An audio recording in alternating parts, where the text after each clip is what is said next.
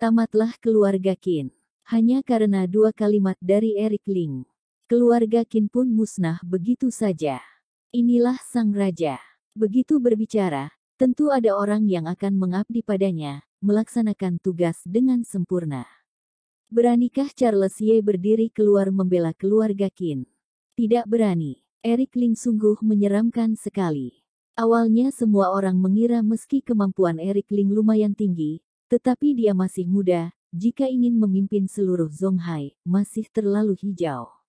Namun belum semenit naik tahta, dia sudah menumpaskan keluarga Qin. Keluarga Qin merupakan keluarga nomor satu di dunia ilmu bela diri. Aksi ini membuat hati semua orang bergetar takut. Eric Ling menoleh pada Charles Ye. Charles Ye, aku musnahkan keluarga Qin, adakah yang ingin kamu katakan? Charles Ye menggertak gigi, tidak. Eric Ling bertanya, tindakanku ini, menurutmu benar tidak? Benar. Meski berkata begitu, tetapi dalam hati Charles Ye sudah memaki leluhur Eric Ling. Dasar sialan, ya sudahlah telah menumpaskan keluarga Qin, masih tanya aku benar atau tidak? Adakah yang menindas orang seperti kamu ini? Eric Ling berkata, tetapi waktu itu saat aku dipenjarakan, kamu juga mendukung dan menyetujui pembunuhan terhadapku untuk menyelamatkan dunia ilmu bela diri kota Zonghai. Semua orang berteriak dalam hati. Eric Ling, apa yang ingin kamu lakukan? Jangan-jangan baru hari pertama naik tahta sudah ingin beraksi pada Charles Ye. Jangan lupa, Charles Ye telah memimpin Zonghai selama 20 tahun, memiliki jasa dan kontribusi yang besar. Saat ini Andreas Ye berkata, Master Ling, ayahku memimpin Zonghai selama 20 tahun, memiliki jasa dan kontribusi besar dalam menjaga keamanan kota Zonghai. Meski sebelumnya ada yang kurang berkenan dari perbuatan dan perkataan ayahku, tetapi dia juga berpikir demi kepentingan kota Zonghai, bukan bermaksud melawanmu. Master Ling tidak seharusnya mempermasalahkan hal ini. Perkataannya sangat bagus, juga sangat sombong, bahkan sampai menggunakan kata tidak seharusnya. Eric Ling berkata, aku tidak tanya kamu, tidak ada giliranmu untuk bicara di sini. Andreas Ye menggertak gigi, Master Ling jangan keterlaluan. Akademi Charles tidak lembek seperti keluarga Qin. Jika kamu berani menuntut ayahku, Akademi Charles memilih untuk mati serentak. Semua orang menarik napas dingin. Kelihatannya penguasa baru ini memang tak berpengalaman, kurang handal dalam hal kepemimpinan. Namun Eric Ling tidak menghiraukan, sebaliknya dia tertawa, oh, sepertinya kamu tidak tunduk padaku. Plak, Rafael Gong maju dan menamparkan Andreas Ye, bicara dengan Master Ling, harus punya sikap yang benar. Ditampar di depan umum, Andreas Ye memang sangat tidak senang dengan Eric Ling. Tamparan ini membuatnya semakin meledak marah. Eric Ling, Akademi Charles menguasai 7.000 pasukan Brimob Zonghai, pasukan kavaleri yang lengkap bersenjata. Jika kamu berani terus menentang Akademi Charles, aku akan memimpin 7.000 pasukan ini untuk meratakan segala milikmu. Semuanya hening. Semua orang merasakan bau mesiu yang pekat, pertanda akan terjadi masalah. Bagaimana kamu tahu Akademi Charles tidak lembek seperti keluarga Qin? Eric Ling bangkit berdiri, akhirnya sudah katakan isi hatimu. Jika kamu berani menggerakkan pasukan Brimob Zonghai untuk menentangku, aku akan menumpaskan seluruh keluarga Ye. Pasukan Brimob Zonghai memang adalah pasukan kavaleri yang lengkap bersenjata, sungguh menakutkan. Meski seorang master, juga dapat dibunuh oleh serangan pasukan kavaleri. Namun apakah Eric Ling takut? Tentu tidak takut, karena ada Bloody Mary. Aku berani duduk di posisi ini, tentu punya kemampuan untuk menekan segalanya. Jika tidak percaya, kamu coba lihat saja apakah sekarang kamu masih bisa menggerakkan pasukan Brimob Zonghai milikmu itu atau tidak. Eric Ling tersenyum iblis menawan, membuat orang bergidik takut. Kamu kira aku takut padamu? Kamu berani ancam ayahku? Maka aku berani menggerakkan pasukan Brimob Zonghai untuk membunuhmu. Andreas Ye mengambil ponsel dan menelepon. Kemudian, sekujur tubuhnya gemetaran, bagai jatuh ke dalam gua es. Andreas, kenapa?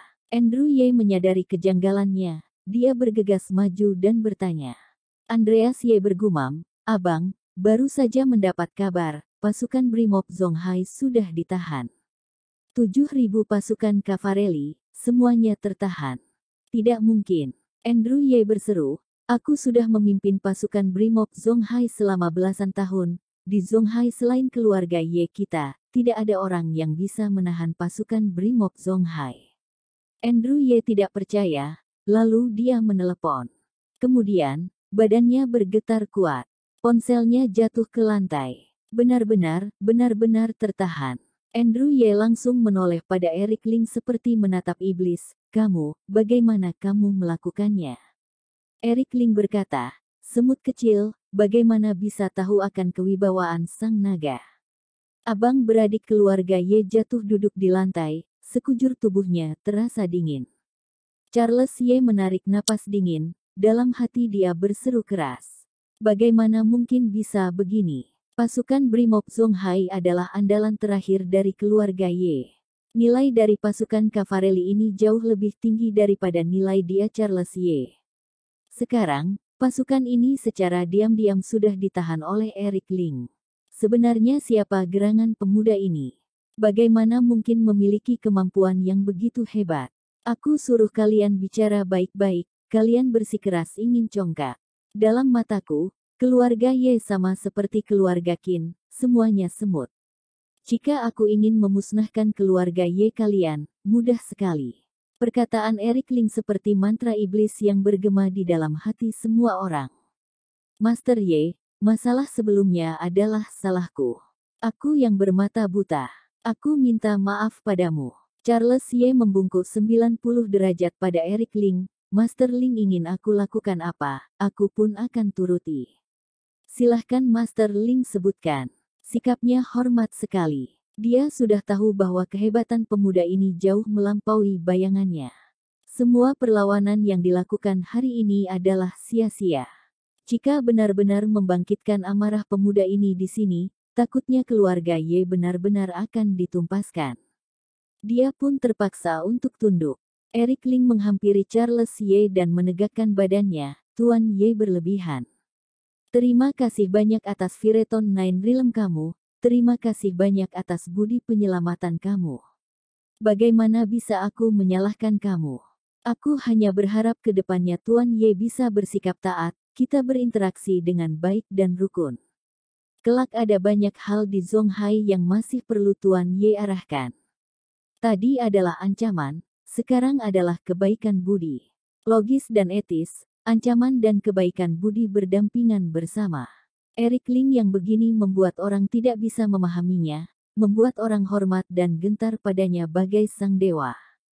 Bahkan Tuan Ye juga berkeringat dingin, sangat takut pada Eric Ling. "Master Ling terlalu meninggikan aku. Terima kasih banyak atas permaafannya."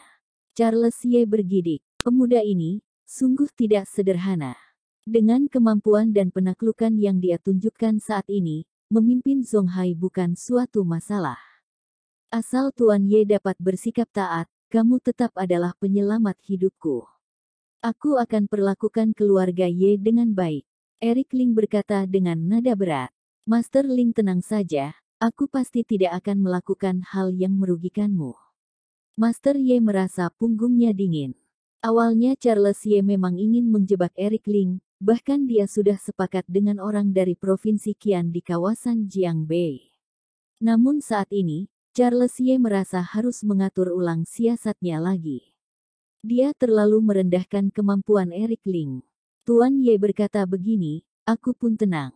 Eric Ling menepuk pundak Charles Ye, lalu dia kembali ke tempat duduknya, matanya menyapu ke seluruh aula. Sekarang silahkan tiga pihak kekuatan menandatangani surat pernyataan aliansi.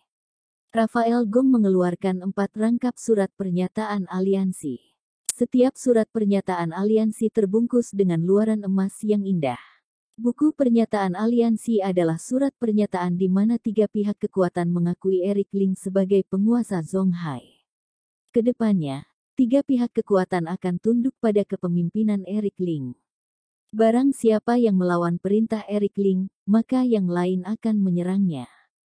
Tentu saja, surat pernyataan aliansi juga memiliki kekangan terhadap Eric Ling. Karena telah memimpin dunia ilmu bela diri kota Zonghai, menguasai hidup dan mati di kota Zonghai, serta menikmati kekuasaan yang amat tinggi, tentu juga harus memikul tanggung jawab yang sangat besar. Jika ada kekacauan di Zonghai, Eric Ling harus segera menanganinya. Jika ada penderitaan di Zonghai, Eric Ling harus menanganinya. Jika ada ancaman pada Zonghai, Eric Ling harus menanganinya.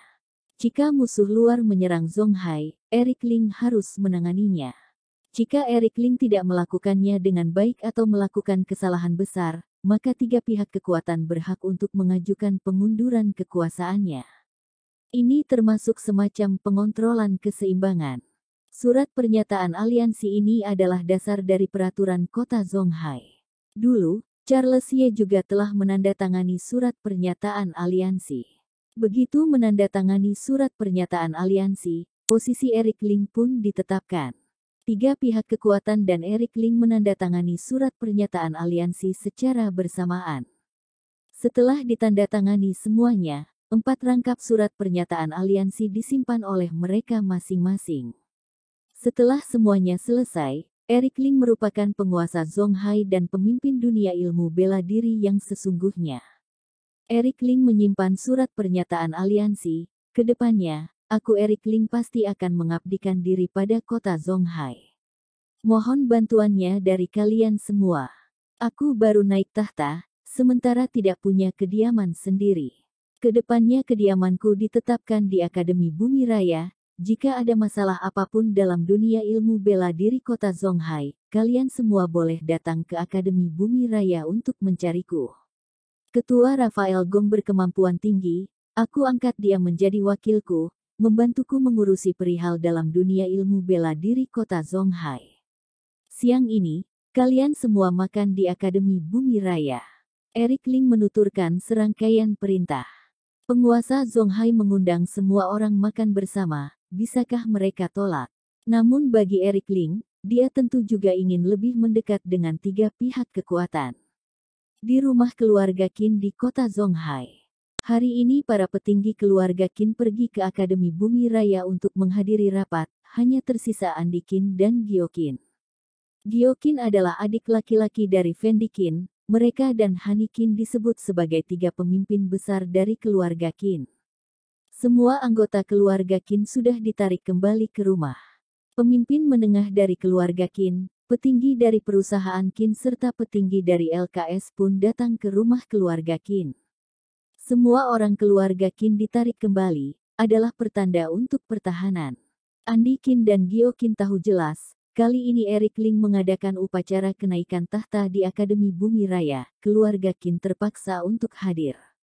Jika Charles Ye tidak melawan Eric Ling pasti akan beraksi pada keluarga Qin.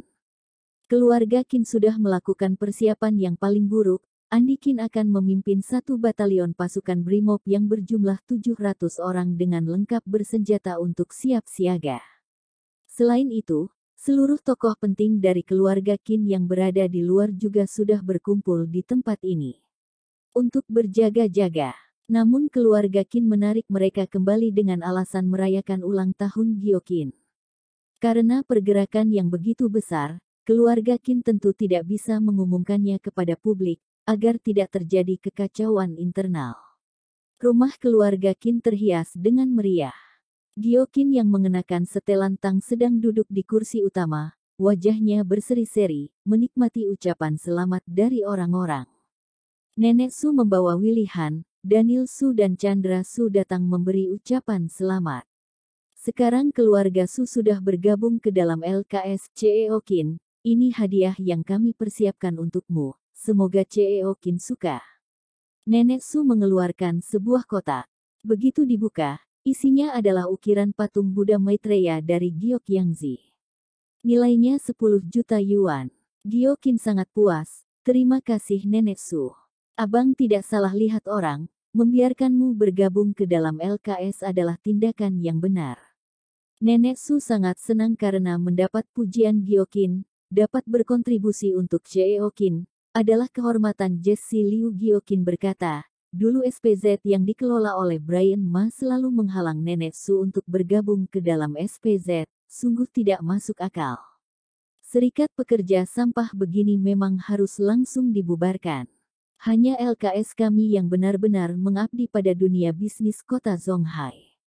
Nenek Su segera berkata, CEO Qin sungguh berpandangan panjang. Sebenarnya dulu saya gagal bergabung ke dalam SPZ, selain karena halangan dari Brian Ma, utamanya adalah karena Tuan Ling. Gio Qin tertawa, oleh karena itu, SPZ dibubarkan. Nenek Su bertanya, dengar-dengar Tuan Ling sudah dibunuh oleh dunia ilmu bela diri kota Zonghai. Dunia ilmu bela diri kota Zonghai terlalu tinggi tingkatannya, keterlibatan Nenek Su di ranah ini sangat sedikit. Gio Qin berlagak congkak, seharusnya iya. Nenek Su girang, baguslah.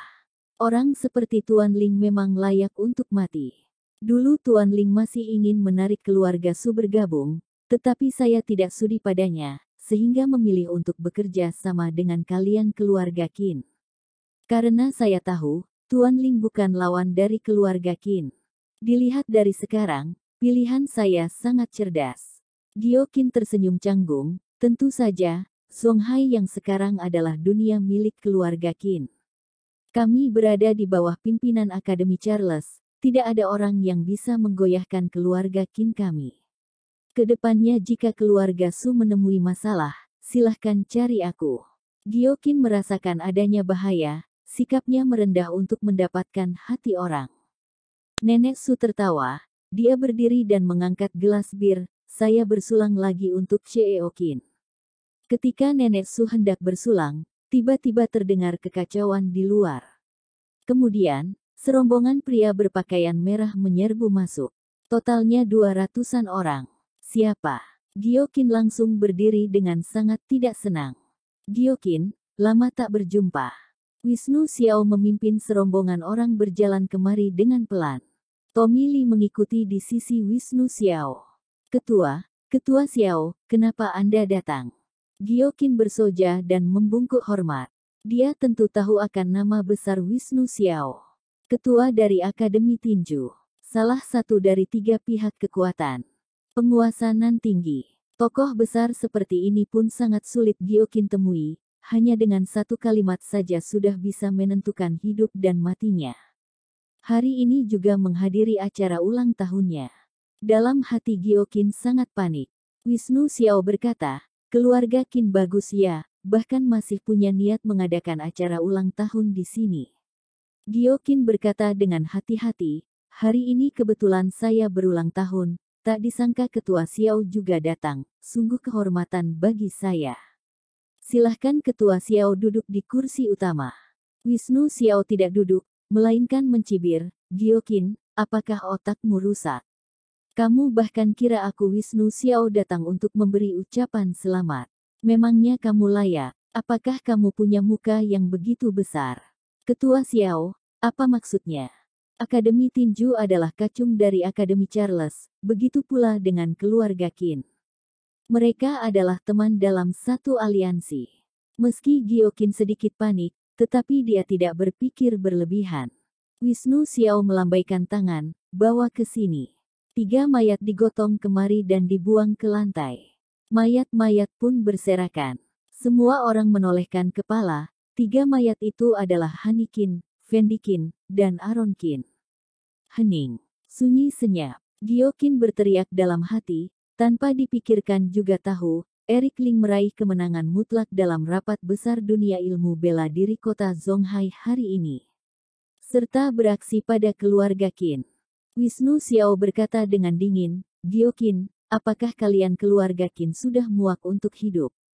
Beraninya beraksi pada Master Ling. Sekarang Master Ling sudah naik tahta menjadi Raja Zonghai. Perintah pertama yang diturunkan adalah menumpaskan keluarga Qin. Sekujur tubuh Gio Qin terasa dingin, lalu dia jatuh duduk di kursi. Andi Qin melangkah maju, Ketua Xiao, keluarga Qin adalah bawahan dari Akademi Charles. Meski Tuan Ling naik tahta menjadi Raja Zonghai, juga tidak mungkin langsung menumpaskan keluarga Qin kami kan. Memangnya dia mengabaikan Akademi Charles? Pasukan Brimob Zonghai berada di dalam tangan Akademi Charles. Wisnu Xiao berkata, pasukan Brimob Zonghai sudah ditahan oleh Tuan Ling. Keluarga Ye tidak dapat menggerakkan satupun personil. Andi Qin dan Gio Qin terguncang. Pasukan Brimob Zonghai adalah pasukan kavaleri yang berjumlah 7.000 orang. Betapa kuatnya. Bagaimana mungkin ditahan oleh Tuan Ling? Meski Tuan Ling dapat mengalahkan Guru Lan, tetapi juga tidak akan bisa melawan pasukan Brimob Zonghai. Bagaimana dia melakukannya?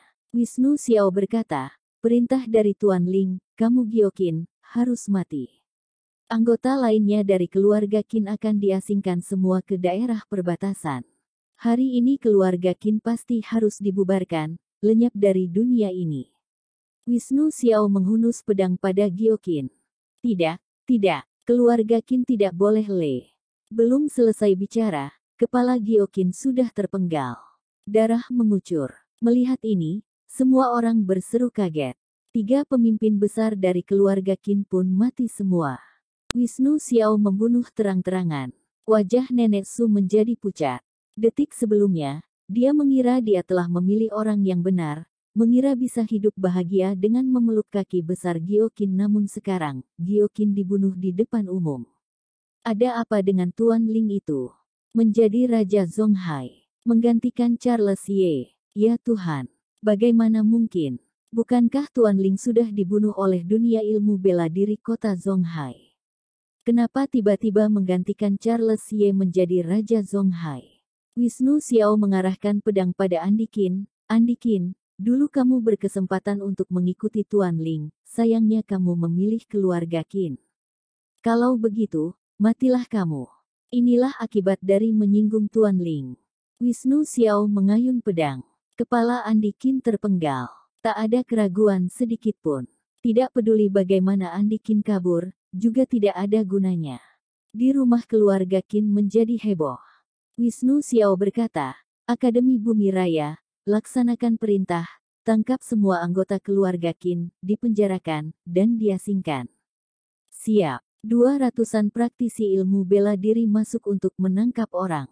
Semua orang panik. Segera, keadaan kembali tenang. 100-an orang keluarga Qin ditahan dengan berlutut di lantai. Wisnu Xiao meneruskan, Akademi Bumi Raya, laksanakan perintah, ambil alih perusahaan keluarga Qin, sita semua aset keluarga Qin, serahkan semuanya pada Brian Ma. Mulai hari ini, tidak ada lagi keluarga Qin di tanah Zonghai. Wisnu Xiao tangkas dalam melaksanakan tugas, dalam sekejap sudah selesai menangani keluarga Qin. Yang tersisa hanyalah petinggi dari LKS beserta pemimpin inti dari perusahaan Qin. Wisnu Xiao berjalan ke kursi utama, matanya menyapu semua orang, tidak ada lagi keluarga Qin, kedepannya LKS akan dipimpin oleh Brian Ma, menjadi ketua umum baru dari LKS Zonghai. Kalian semua dengarkan baik-baik, kemusnahan keluarga Qin hari ini, adalah karena keluarga Qin telah menyinggung Tuan Ling. Jika kalian masih berani menyinggung Tuan Ling, keluarga Qin akan menjadi akhiran kalian. Sekarang Tuan Ling sudah menggantikan Charles Ye menjadi Raja Zonghai yang baru, menguasai hidup dan mati semua orang di kota Zonghai. Kalian harus tahu diri. Kemudian Wisnu Xiao membawa pasukannya pergi. Bagai air surut, 100-an orang keluarga Qin dibawa pergi dengan keadaan terikat. Nenek Su jatuh duduk di lantai. Badannya gemetaran. Willy Han, Daniel Su, ada apa ini? Bukankah Tuan Ling sudah dibunuh oleh keluarga Qin? Kenapa tiba-tiba berubah menjadi Raja Zonghai? Dia menjadi raja di atas semua warga kota Zonghai. Dalam beberapa hari ini, kota Zonghai mengalami keguncangan. Keluarga Qin yang sebelumnya meleburkan 4 keluarga besar lain, yang hampir membuat keluarga Tang, Song, Ma dan Chen berada di ambang kejatuhan, lenyap dalam semalam. Yang dibunuh pun dibunuh, yang diasingkan pun diasingkan. Keluarga besar yang begitu menggemparkan, lenyap begitu saja. LKS mengalami pergantian pemimpin, pasukan Andi Qin juga diambil alih. 100-an orang keluarga Qin ditato dan diasingkan.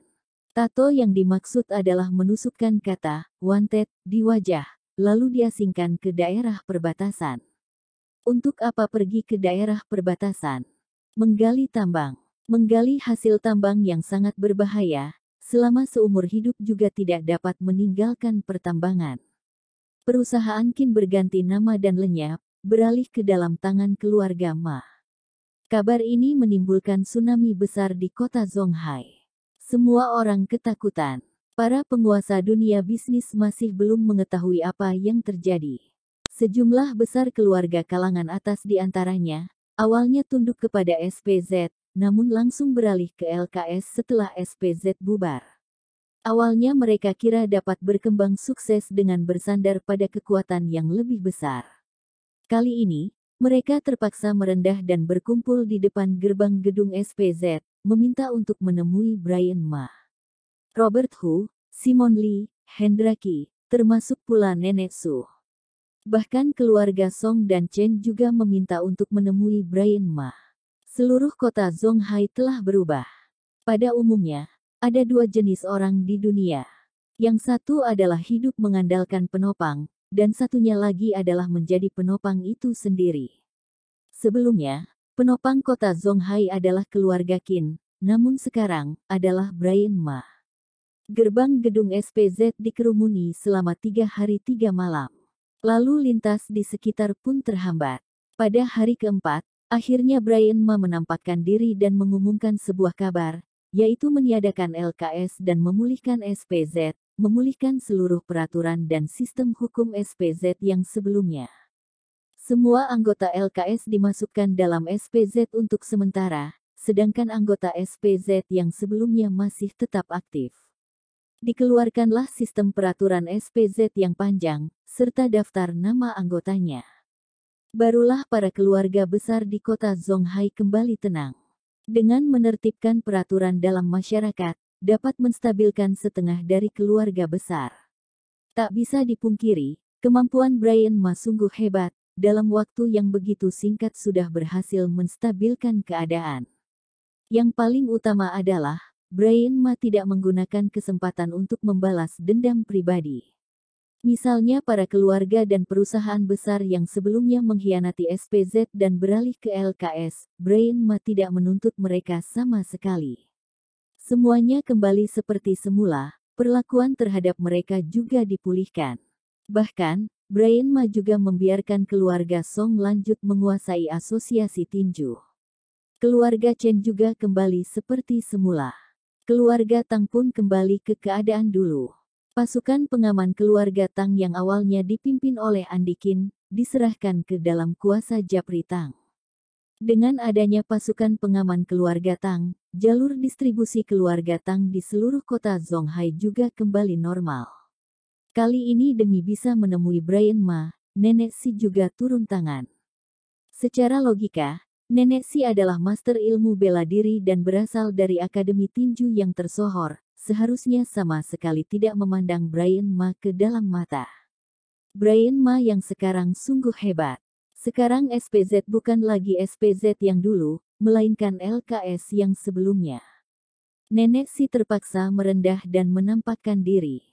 Bobby Song mengikuti Nenek Si melangkah keluar dari pintu gedung SPZ, dia pun menghela napas, Brian Ma sungguh baik.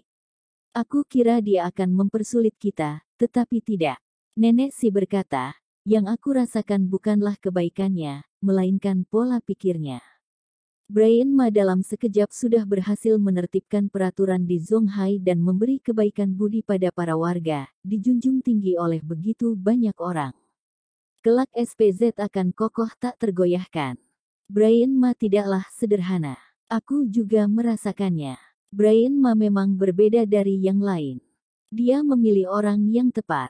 Sejak awal saat Eric Ling hanya sebuah peran kecil, dia sudah memeluk kaki besarnya dengan erat. Setelah itu, entah berapa besar kesulitan yang dihadapi Eric Ling, dia juga tidak pernah melepaskannya. Bobby Song mendesah takjub, sekarang Eric Ling telah kalahkan Guru Lan dan menjadi Raja Zhonghai yang baru. Brian Ma juga menggantikan keluarga Qin menjadi keluarga besar nomor 1 di dunia ilmu bela diri. Sungguh mencengangkan. Nenek Si mendesah, Eric Ling telah menjadi sang raja yang baru, seluruh Zhonghai pun menjadi miliknya. Pemuda yang dulu membuat onar di asosiasi tinju, sudah terbang tinggi sampai ke tahapan yang tidak berani kita bayangkan. Tidak heran di hari itu aku mewakili Akademi Tinju untuk menariknya bergabung, dia sama sekali tidak mengambil hati. Ternyata dia sudah memiliki kekuatan untuk menjadi sang raja. Betapa naif dan konyolnya aku waktu itu. Bobby Song bertanya, Nenek Si, apakah keluarga Song kita masih punya harapan? Nenek Si berkata, berhubungan baiklah dengan Tuan Ling untuk terus bertahan hidup.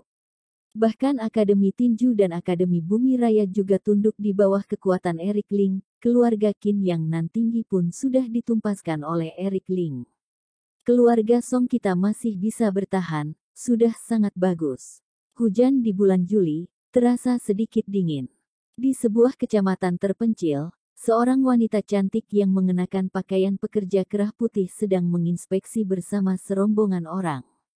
Kecamatan ini sangat kacau, entah berapa banyak orang yang terjangkit penyakit. Tiada tempat untuk berobat. Ayo tanda tangan. Sentosa Group akan membuka rumah sakit tingkat 2A di kecamatan ini, menyediakan pelayanan medis untuk 3 kecamatan di sekitar. Wanita itu mengambil pulpen dan menandatangani kontrak. Orang ini adalah Winda Su. Jennifer, kamu yang pantau. Semua orang ini terjangkit HIV, bahkan menular secara massal. Rumah sakit di sekitar tidak berani menerima mereka. Kamu suruh orang membangun tenda medis di sini, sebagai titik penanganan medis sementara untuk menerima para pasien ini. Winda Su melanjutkan, semua biayanya, ambil dari bagian keuangan. Terdengar suara tepuk tangan di sekitar. Ada pula pejabat kecamatan yang berterima kasih dengan mata berlinang. Jennifer Wu berkata, baik, aku akan segera siapkan.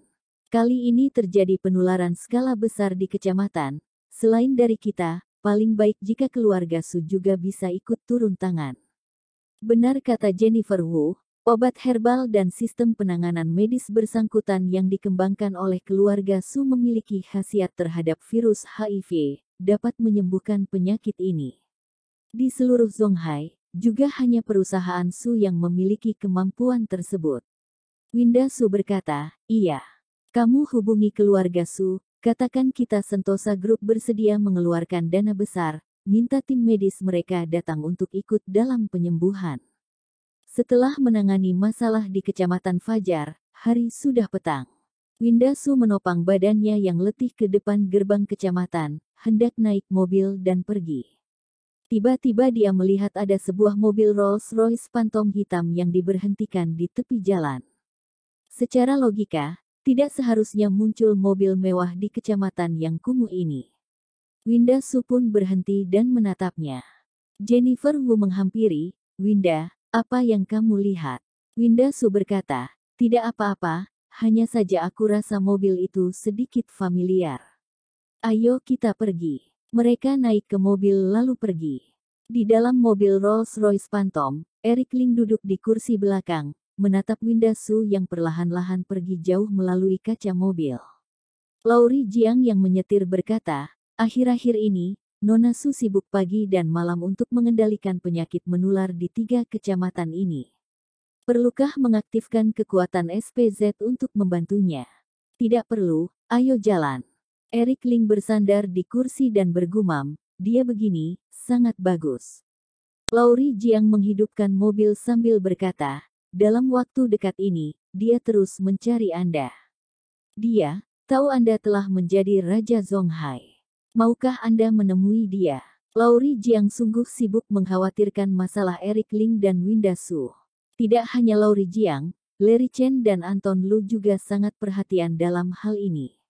Mereka bermaksud untuk mempersatukan Eric Ling dan Winda Su. Namun selama ini Eric Ling tidak menunjukkan keantusiasan terhadap Winda Su, juga tidak menunjukkan keinginan untuk berbaikan dengan Winda Su. Hal ini membuat mereka sangat lesu. Tidak perlu, hari ini juga hanya kebetulan lewat. Eric Ling memejamkan mata. Laurie Jiang tidak menyangkal, hari ini memang hanya kebetulan lewat. Dari Tanah Gersang Akademi Bumi Raya kembali ke daerah perkotaan Zonghai, memang akan melewati Kecamatan Fajar. Sangat kebetulan melihat Winda Su. maka berhenti untuk melihatnya sejenak. Mobil melaju ke depan. Tak lama kemudian, mobil sampai di sebuah markas militer besar di alam liar. Inilah markas pasukan Brimob Zonghai. Sejak pasukan Brimob Zonghai dikendalikan oleh Bloody Mary, 7.000 pasukan Brimob Zonghai terus ditahan di markas ini di bawah penguasaan Bloody Mary. Eric Ling baru saja naik tahta, tentu harus datang melihat-lihat. Di depan gerbang, Bloody Mary membawa belasan orang menantikan kedatangannya. Setelah Eric Ling turun dari mobil, mereka semua maju menyambut. Hormat pada Master Ling. Tidak perlu sungkan. Eric Ling melambaikan tangan. Bloody Mary memperkenalkan, 10 orang ini adalah petinggi dari pasukan Brimob Zonghai. Ini adalah Dalton Zhang, wakil kepala dari Brigade Zonghai, wakil dari Andrew Ye sebelumnya.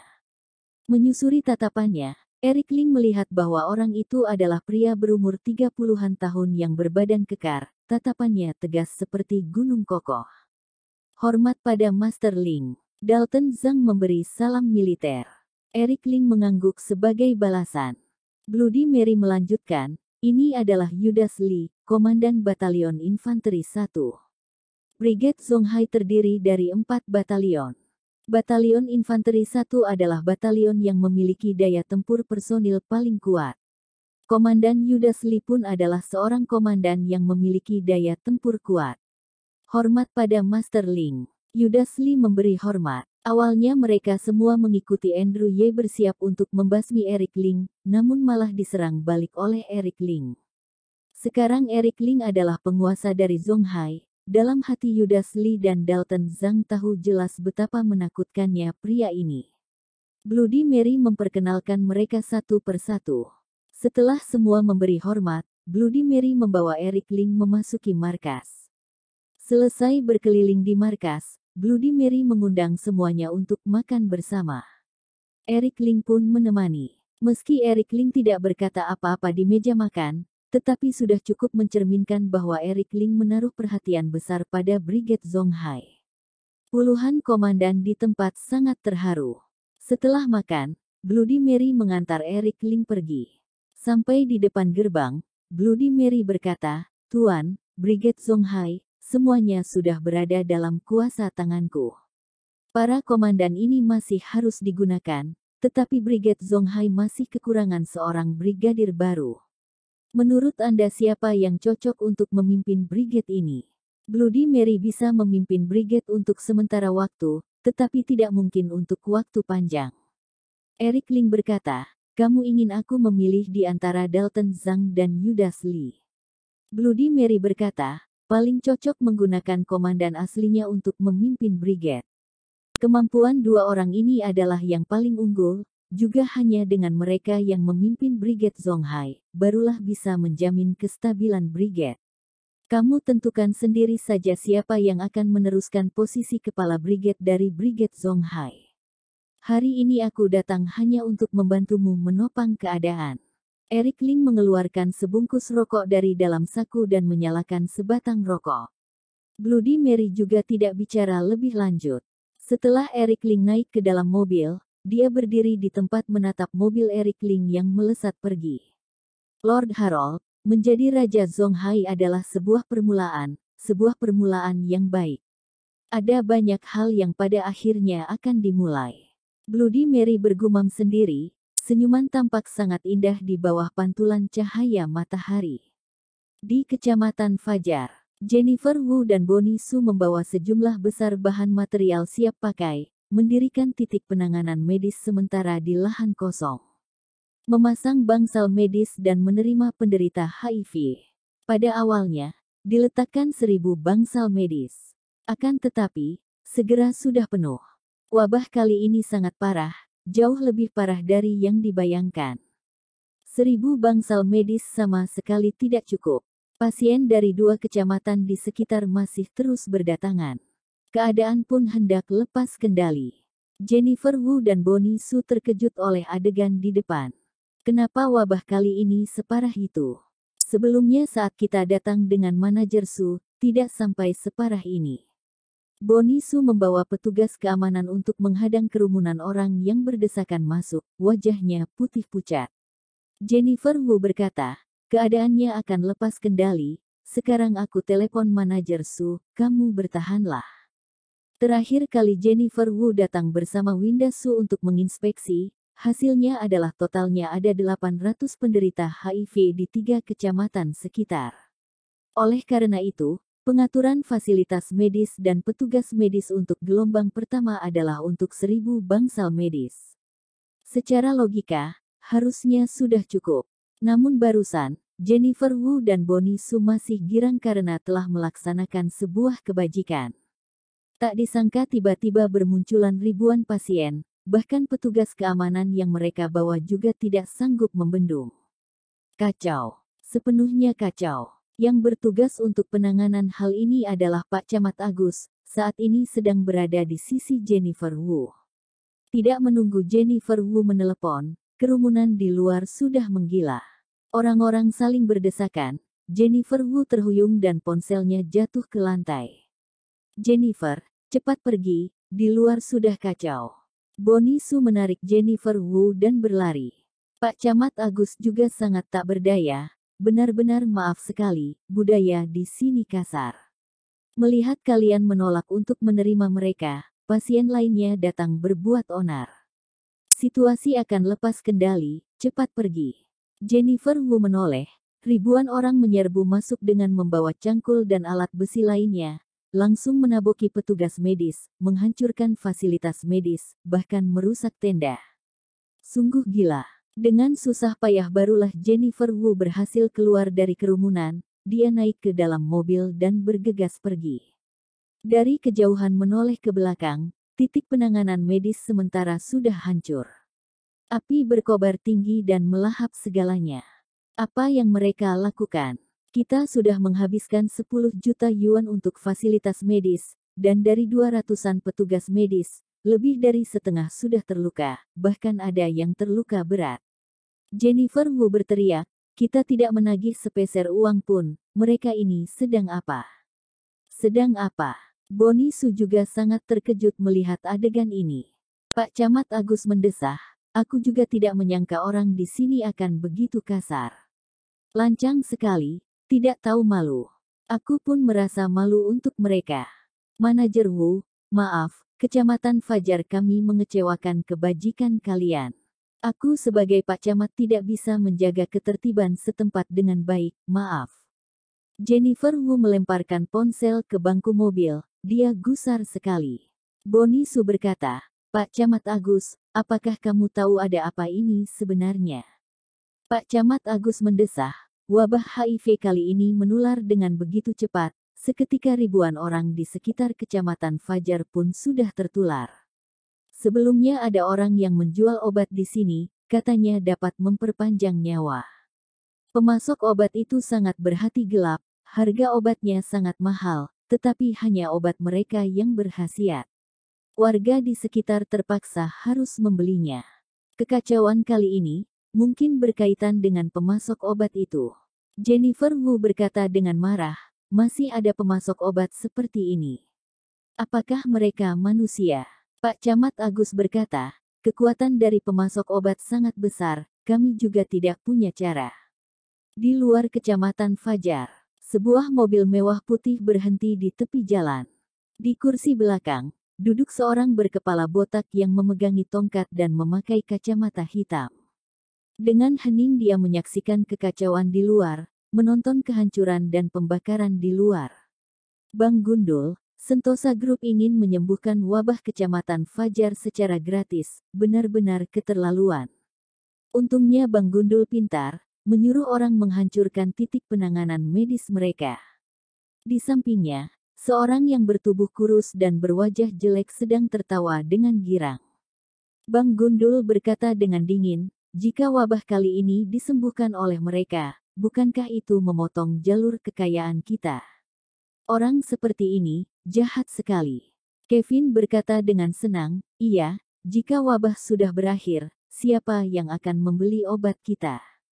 Aku pun masih menunggu untuk kaya raya.